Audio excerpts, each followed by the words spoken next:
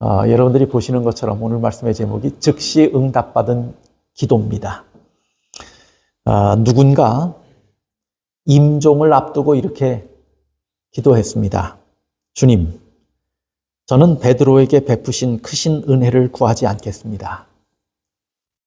바울에게 베푸신 은혜도 구하지 않겠습니다. 오직 주님과 함께 죽었던 그 강도에게 베푸신 긍휼, 그 긍휼을 제게 베풀어 주옵소서. 이 기도는 임종을 앞둔 어느 분의 기도였습니다. 자신이 한없이 부족하지만 주님의 긍휼을 간구하는 이 한 영혼의 기도를 보게 된 것입니다. 갈보리 산 위에 3개의 십자가가 서 있습니다. 예수님의 십자가가 가운데 서 있고 그 좌우에 2 강도의 십자가가 있었습니다. 한 강도는 죽지 않으려고 몸부림을 쳤습니다. 그는 남들이 그리스도라 부르던 예수님을 향해서 네가 그리스도가 아니냐? 정말 그리스도라면 너 자신도 구원하고 나도 구원해보라고 외칩니다. 울부짖으며 절망하며 비방하며 소리를 내뱉은 것입니다. 그때 다른 한편 강도는 예수님께 용서와 구원을 요청하였고 그 순간에 그의 간구는 즉시 구원의 약속의 음성을 듣습니다. 마태는요, 이 사건을 이렇게 기록을 했습니다.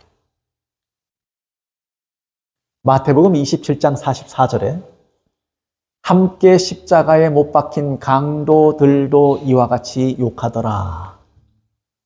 그리고 더 자세한 내용을 첨부하지 않았습니다. 그래서 마태의 기록만을 우리가 보면 2 강도가 함께 다 누구를 비난한 것처럼 보여요. 예수님을 비난한 것처럼 보였고 더 이상의 이야기가 기록되지 않았어요. 그래서 마태의 기록만을 보면 우리가 오늘 함께 나눌 말씀의 의미들을 살필 기회가 없습니다. 그런데 이 사건에 대해서, 이 사실에 대해서 누가는 상당히 자세하게 기록합니다. 십자가 사건에 대해서 구체적이고 자세하게 기록하면서 오늘 구원을 약속받은 이 강도의 이야기, 구원을 소망하는 우리에게 구원이라고 하는 것은 단순하면서도 확실한 방법이 있다고 하는 사실을 가르치고 있습니다. 오늘 누가복음의 본문을 통해서 한 죽어가는 죄인이 죽어가는 그리스도를 보고 그를 붙잡은 믿음을 바라보며 우리가 큰 교훈을 나누는 시간이 되기를 바랍니다. 이 강도는 누가복음 23장 40절에 보면 다른 한편 강도에게 울부짖으며 비난하고 조롱하던 다른 한편의 강도에게 충고합니다. 너는 왜 하나님을 두려워하지 않느냐고요. 누가복음 23장 40절에 이 사건들을 쭉 40절 이하에 자세하게 기록을 해요.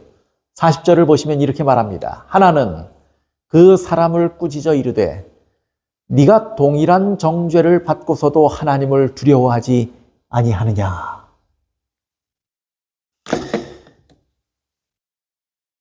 이 강도에 대해서 증언의 말씀은 이렇게 소개를 해요.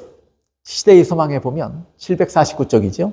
그는 전에 예수님을 보았고 그분의 말씀을 들었다. 그리고 그분의 가르침을 듣고 죄를 깨달았으나 제사장들과 관원들 때문에 예수님에게서 돌아서고 말았다. 이 강도는 한때 예수님에 대해서 들었고 배웠습니다.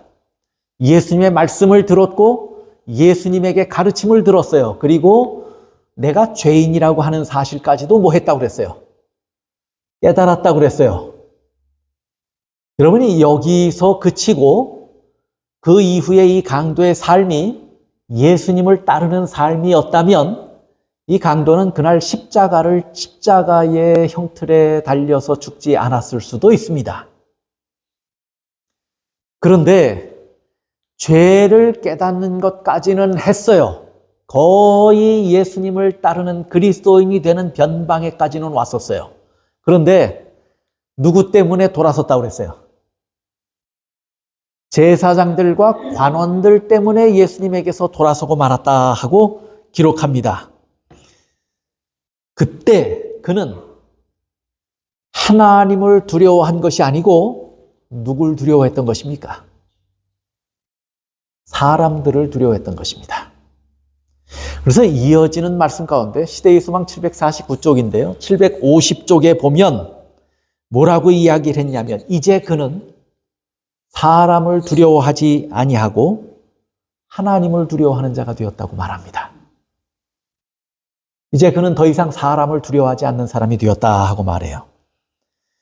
여러분, 재판정에서 그리고 갈보리에 오는 길에서 이 강도는 예수님의 십자가 행렬에 동행했습니다. 여러분이 누가복음 23장에 보면 두 강도도요, 예수님처럼 십자가형을 받은 다음에 자기의 십자가를 지고 예수님이 십자가를 지고 걸어가는 그 길에 동행했다고 말을 했어요. 같이 십자가를 지고 걸은 것입니다. 그런데 그때 빌라도가 나는 그에게서 아무 죄도 찾지 못했다고 하는 음성은 예수님만 들은 것이 아니고 누구도 들은 거예요. 이 두 강도도 함께 들었어요.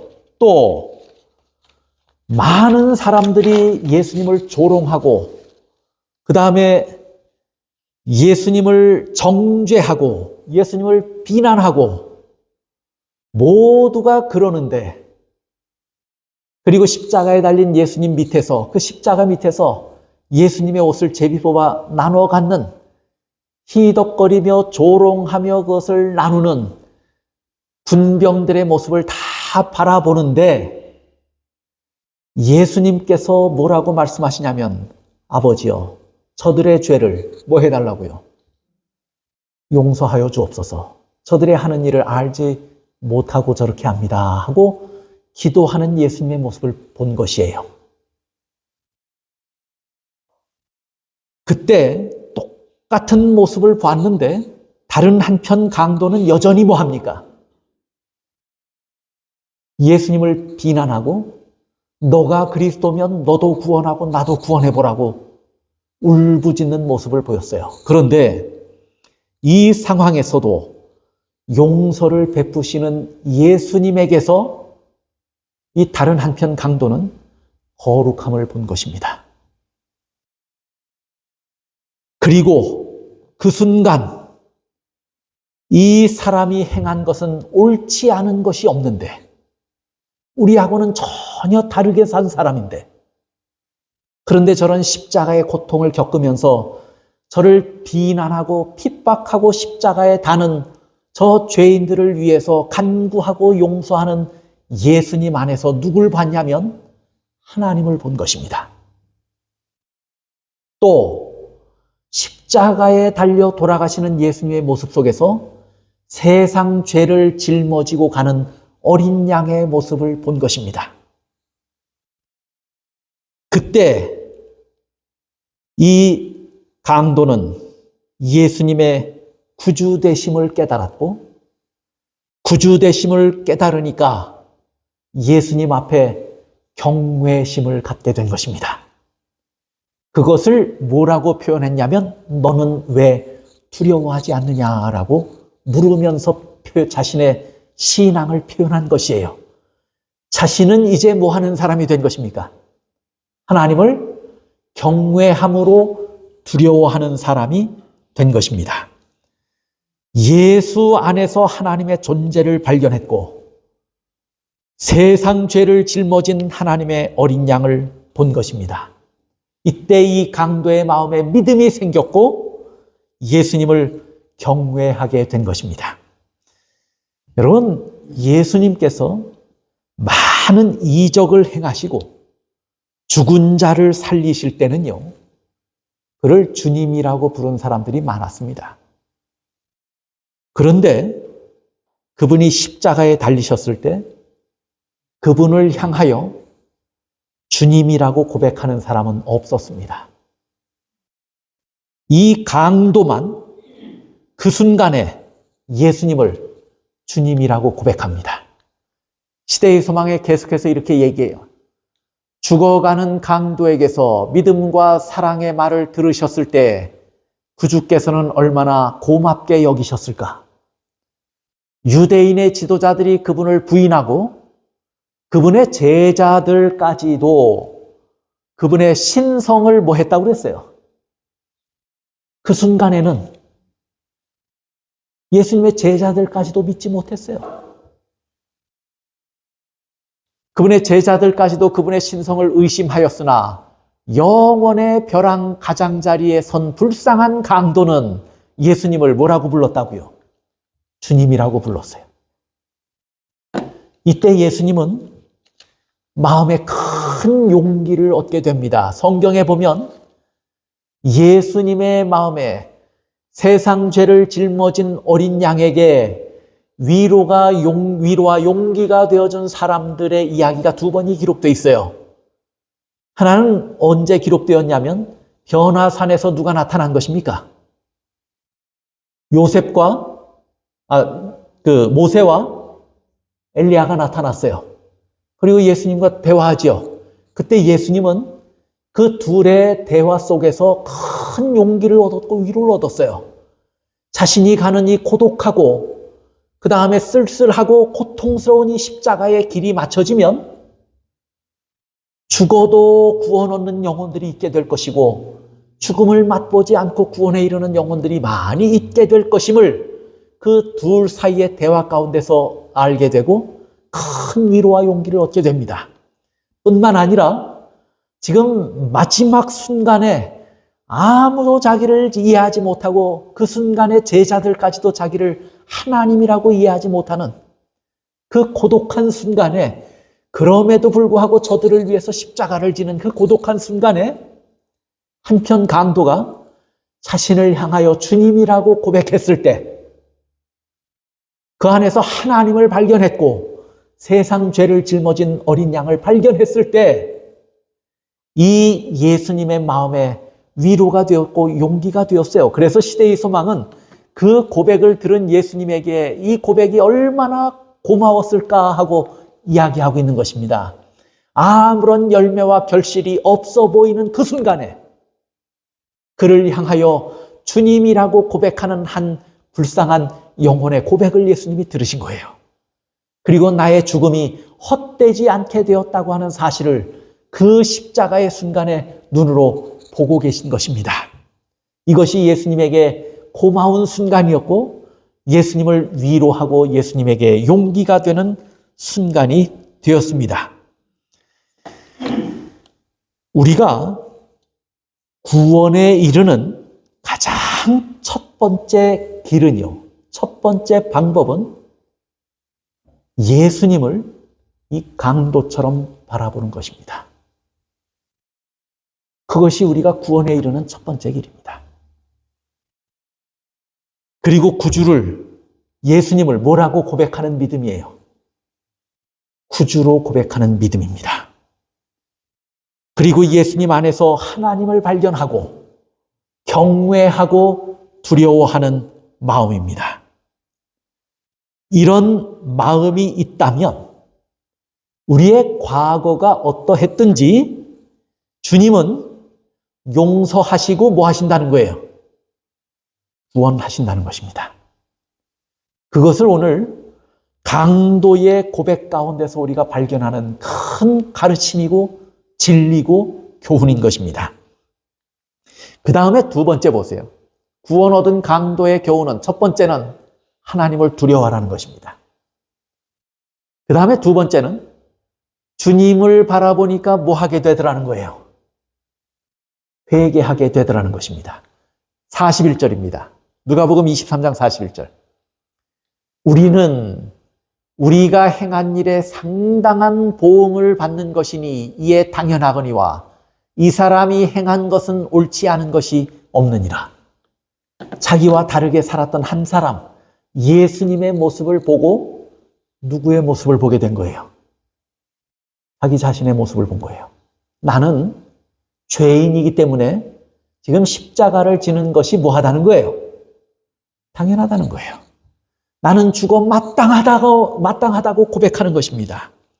예수님을 바라볼 때 우리에게 이르러 오는 것이 회심입니다.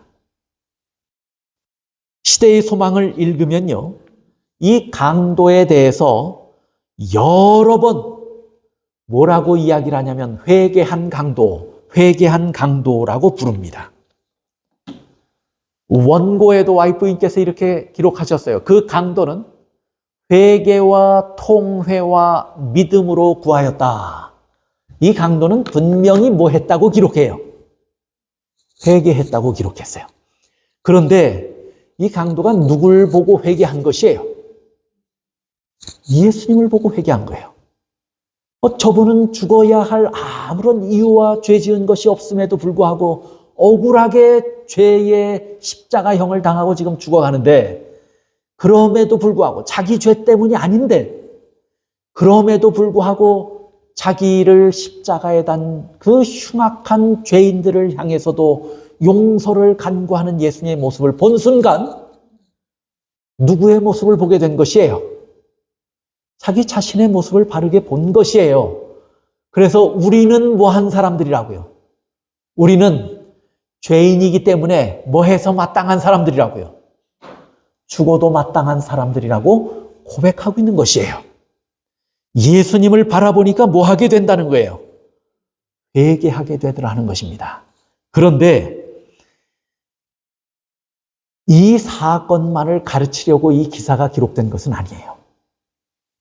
이 사건에서 제일 중요한 것은 뭐냐면 예수님은 이 회개한 한 영혼에 외치는 그 소리를 절대로 뭐하지 않으시더라는 거예요. 무시하지도 간과하지도 않으시더라는 것입니다. 여러분, 우리가 지난 시간에 살펴봤어요. 수많은 무리가 에워싸서 그 속에 소음으로 가득한 순간에 한 불쌍한 영혼 바디메오가 믿음으로 나와서 주여 나를 불쌍히 여기소서라고 간구했을 때 수많은 소음 가운데서도 믿음을 가진 한 영혼의 소리를 주님께서는 뭐 하셨다는 거예요? 들으셨는데 그냥 들으신 것이 아니고 많은 소리들이 있어도 믿음을 가진 자의 소리를 예수님께서 귀중하게 여기셨다고 하는 사실을 배웠어요.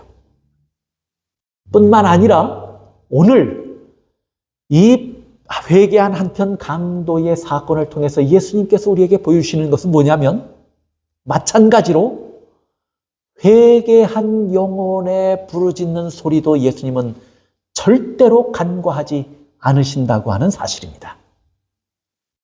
그러면 이 두 사건을 통해서 우리가 배우는 것이 있어요. 우리가 한없이 보잘것없고 내놓을 것 아무것도 없는 죄인이라 할지라도 우리가 믿음으로 고백하면 그 음성은 주님께서 소중히 들으신다는 것이고, 회개하는 심령으로 우리가 주님께 무엇을 간구하면 주님께서 그것을 소중하게 여기시고 들으신다고 하는 것입니다.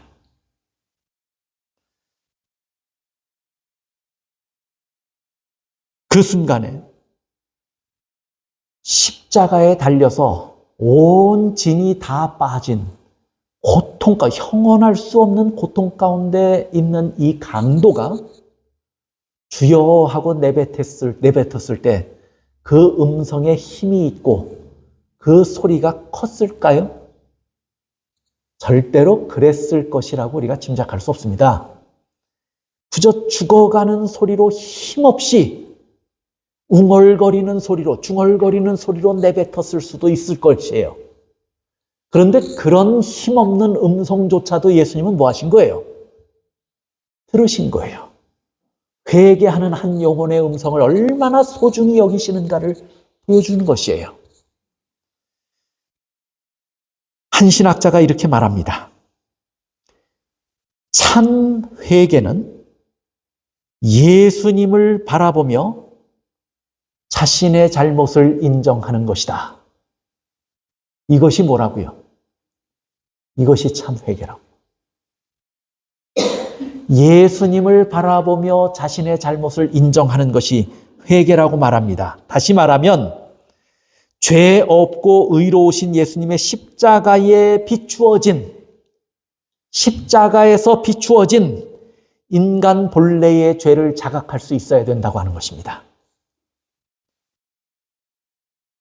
예수의 십자가를 여러분이 보셨습니까?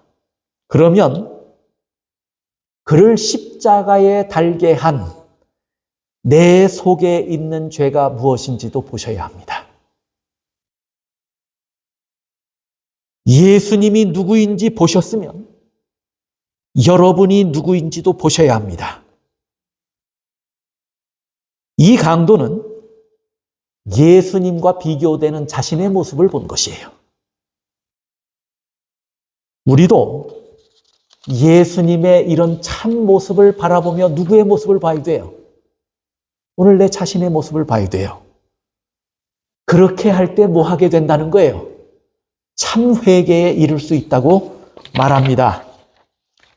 어떤 사람은 신앙을 오래 하니까 내가 더 이상 회개할 것이 없다고 고백하는 사람들도 있어요. 그런데 예수님을 십자가에 단 죄를 우리는 끊임없이 회개해야 합니다.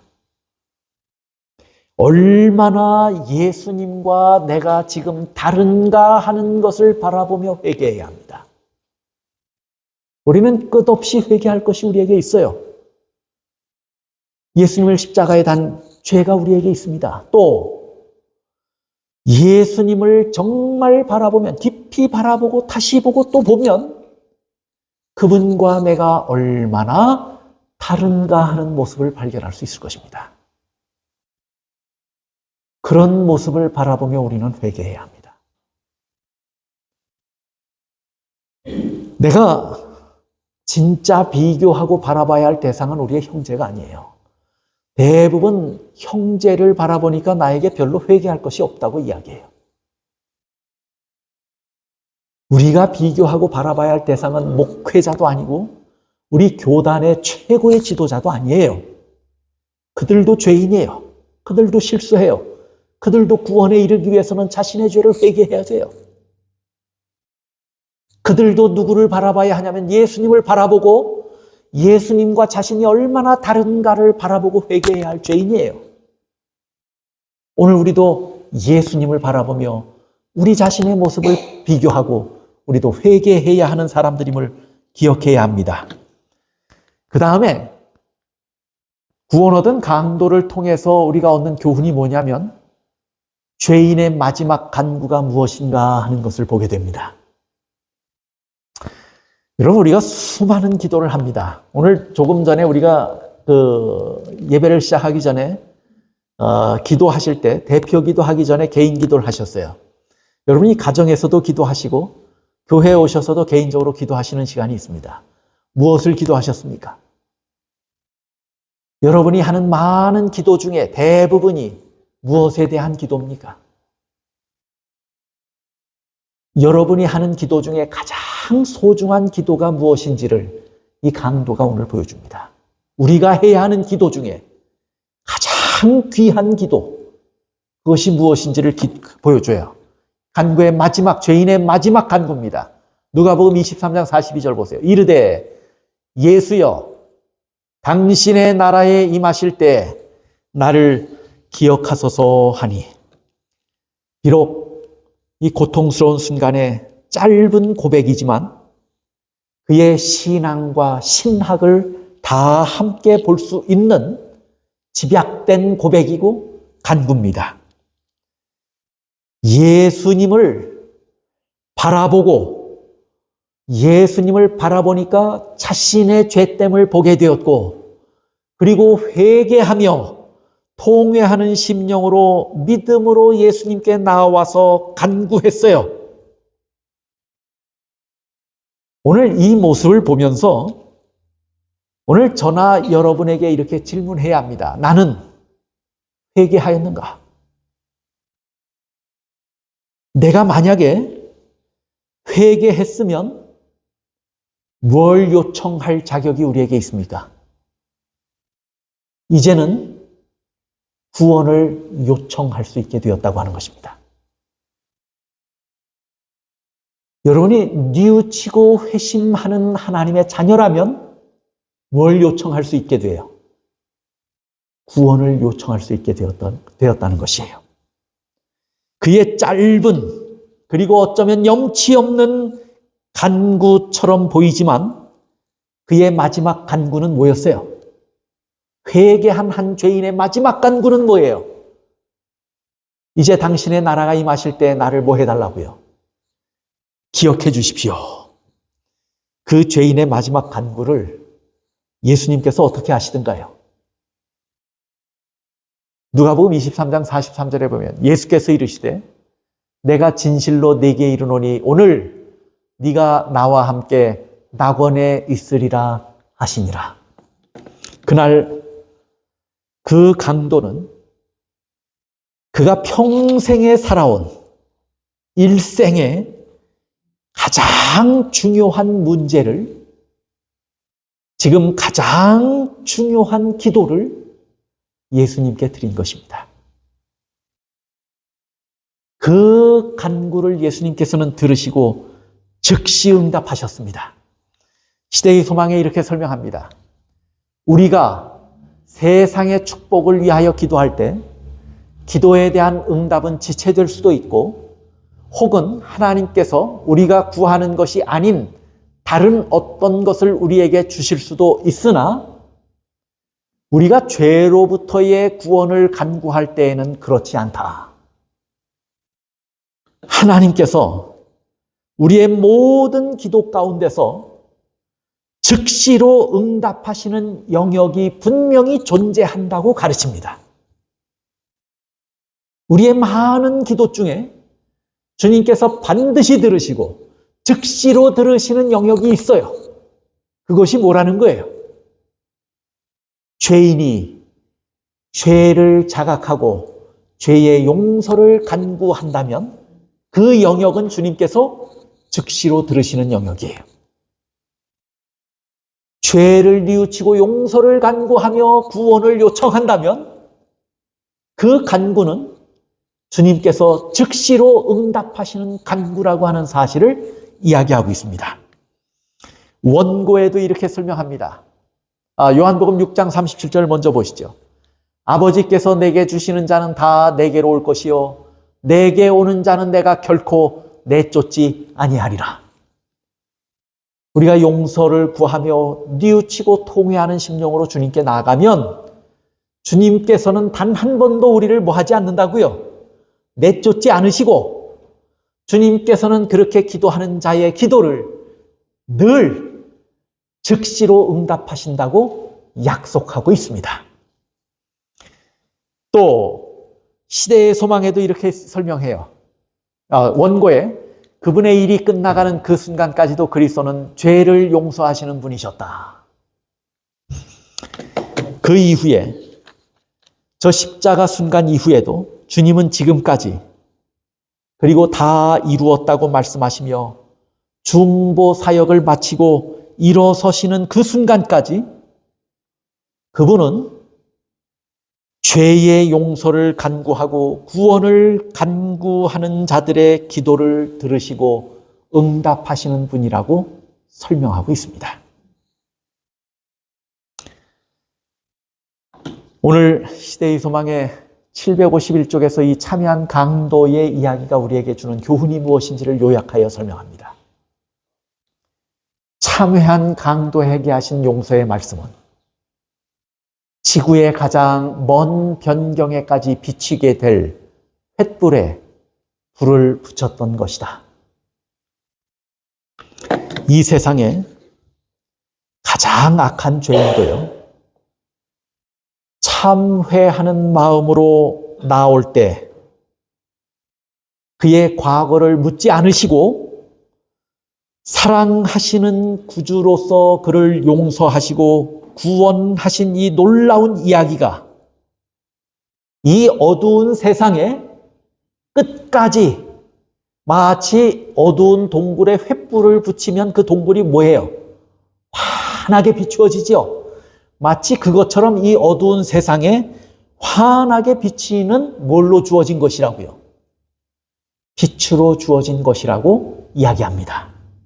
그렇다면 이 이야기는 그날 그때 믿음을 고백하고 통회하여 구원을 약속받은 한 영혼에 대한 이야기만은 아니라고 하는 사실을 우리에게 가르쳐주고 있습니다.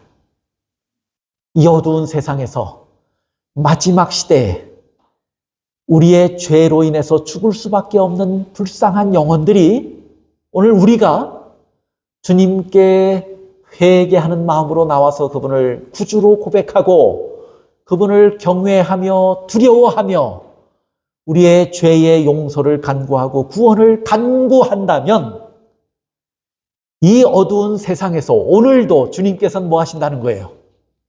우리의 죄를 용서하시고 즉시 우리에게 구원을 약속하시는 분이라고 하는 사실을 기억하게 되시기를 바랍니다. 우리가 이 세상에서 가장 마지막 순간이 닥친다면 여러분 무엇을 기도할 것 같습니까? 오늘은 여러 가지를 기도하셨지만 정말 마지막 순간이 되었다면 여러분은 무엇을 기도할 것 같습니까? 저는 여러분의 임종을 지켜볼 수 있는 기회가 있었어요. 그런데 이렇게 통회하는 심령으로 자신의 죄를 뉘우치고 하나님께 용서를 구하며 세상을 마감한 사람들을 그리 많이 보지 못했습니다. 많은 사람들은 젊어서는 내가 사는 것이 너무 분주하고 바쁘니까 이런 시간들이 다 지나면 그래서 리타이어하고 나서 나에게 한가한 시간이 좀 오면 내가 내 자신의 삶을 정리하고 돌이켜보며 내가 내 신앙도 바르게 세워야 되겠다. 그렇게 생각하며 젊은 시절을 보냈을 것입니다. 그런데 막상 그런 시간이 닥치면 그렇게 하든가요, 안 하든가요? 똑같이 젊어서 살아온 똑같은 방식으로 살아갑니다. 어느 순간까지 그러냐면 제가 어떤 분은 그렇게 살다가 병에 걸렸어요. 그래서 그의 수를 다 하지 못하고 돌아가시게 됐단 말이에요. 그러면 이제는 뭐 해야 돼요? 이제는 정말 그에게 남지 않은 길게 남지 않은 아주 짧은 시간만이 남았는데 이제는 그의 삶을 정리해야 되고 그의 믿음을 돌아보고 하나님 앞에 구원의 확신을 가지고 나아가야 할 거 아닙니까? 그런데 그런 순간에도 그렇게 살지 못하는 모습을 보게 된 것이에요. 그분의 임종을 봤을 때 그분은 정말 그 짧은 시간, 그분은 아마 내일까지도 살 수 있을 것이라고 생각했을지 몰라요. 그러나 그분이 어느 짧은 순간, 그날 한 짧은 순간에 화장실도 다녀오시고 그 짧은 순간에 숨을 거두는 운명하는 모습들을 본 것입니다. 운명은 그렇게 찾아와요. 여러분 가장 마지막 순간이 이르러 오면 여러분 무엇을 기도하고 무엇을 간구하게 되실까요? 어떻게 될 것 같습니까?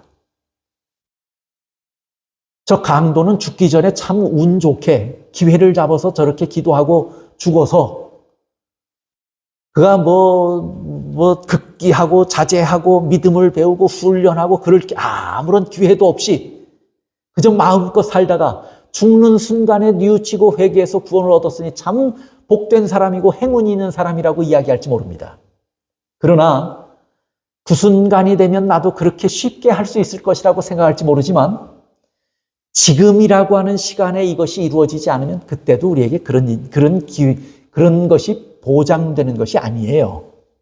제가 여러 사람이 운명하는 모습을 보면서 그분들이 끝까지 이렇게 기도하지 못하고 그의 삶을 마감하는 모습들을 여러 번 보면서 안타까운 마음에 누가 대신 기도하냐면 제가 대신 기도했어요.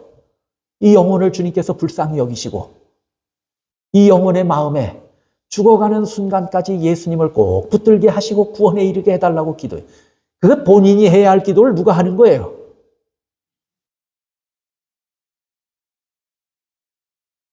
여러분, 우리가 마지막 순간이 이르러올 때 가장 중요한 기도는 뭘까요?